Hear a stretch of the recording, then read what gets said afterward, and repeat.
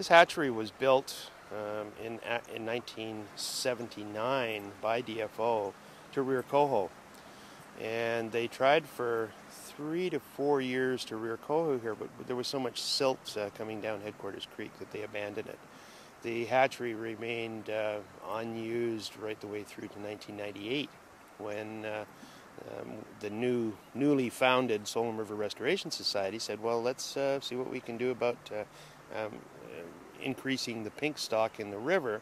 And the reason that we wanted to do that was not to really increase the stocks per se, but pink salmon have the highest ratio per gram of body weight returning nutrients to a river.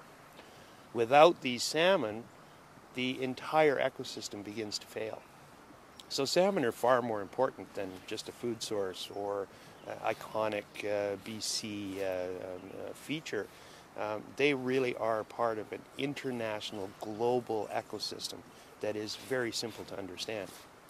So we didn't start the pink program at the little hatchery to raise the stocks per se, as I say.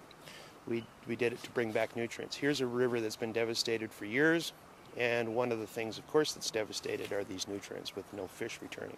So our idea was to raise these numbers, get more carcasses in the river. So how do we go about doing that? We, of course, worked with the Department of Fisheries and Oceans. They helped us get set up. We got eggs from the Puntledge hatchery. We eyed them up. We transferred them to the hatchery, and we reared them through to fry and then released them into the river. We realized that first year that there's a lot of work involved here. I spent much of my time that first year babysitting, keeping things happening, removing silt from the eggs. It was a very, very labor-intensive year. So the next year when we got started, of course, I had really recruited a bunch of volunteers. And those volunteers in teams of 2 and 3 visited the hatchery every single day. So we would go and get we'd go up to Puntledge Hatchery or up to Quinsam Hatchery, which is in Campbell River. We would take eggs in the fall. As the pinks start coming in these other rivers, we would help them take eggs. In exchange for taking those eggs, we got some eggs.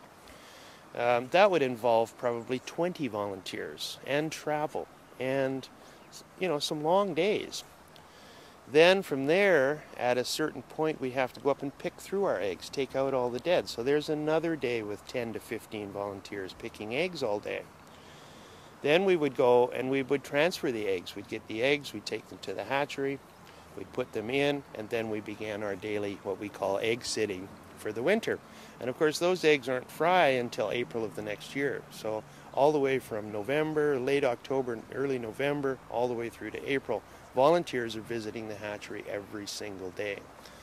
Our success rate with the hatchery has been tremendous. We've continually put 800,000 to 1 million fish released every single year.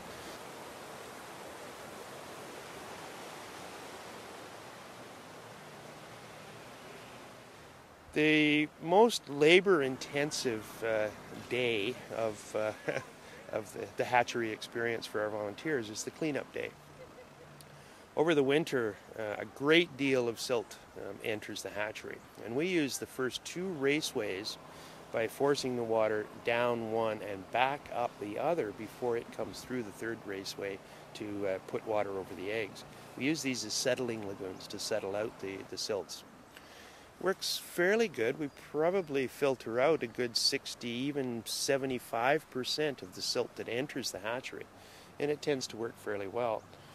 But without the volunteers dedicating that full day of cleaning that silt out and cleaning the gravels that we use for the habitat in the 3rd raceway, all of the incubator boxes, and of course just the yard itself tends to get kind of untidy as we go over the winter. These volunteers are incredible. I hardly even have to think about the hatchery anymore. I have 1 day a week just like any other volunteer. Same with the trap here. When we first started, I was here every day. Now volunteers are trained, they love what they're doing, they come down here on a regular basis. I hardly have to think about it. This has been one of the most satisfying, gratifying experiences of my life is working with these 60 to 100 hardcore volunteers who love what they do and are there whenever I need them.